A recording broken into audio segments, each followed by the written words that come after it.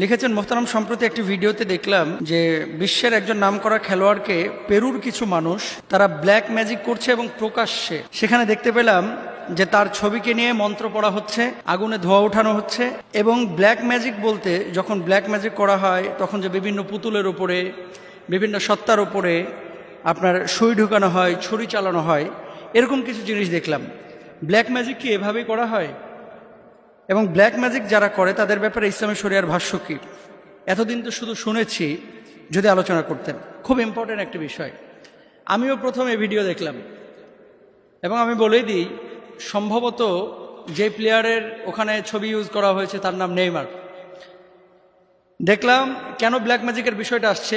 এটা কিন্তু রাসূল আকরাম সাল্লাল্লাহু আলাইহি ওয়াসাল্লামকে করা হয়েছিল। আপনারা জেনে থাকবেন এবং অবাক হবেন রীতিমতো। সূরা ফালাক এবং নাস, এই দুটি সূরা মিলে মোট 11টি আয়াত আছে। আল্লাহ রাসূল সাল্লাল্লাহু আলাইহি ওয়াসাল্লাম অসুস্থ হয়ে গেলেন, রোগ ধরা পড়ছে না, সারাক্ষণ মাথা ব্যথা করে, শরীরটা কেমন যেন শুষ্ক হয়ে যাচ্ছে, শুকিয়ে যাচ্ছে। ঠিক এমন মুহূর্তে আল্লাহ সুবহানাহু ওয়া তাআলা ওহী মারফত আল্লাহ রাসূল সাল্লাল্লাহু আলাইহি ওয়াসাল্লামকে জানিয়ে দিলেন যে আপনাকে জাদু করা হয়েছে।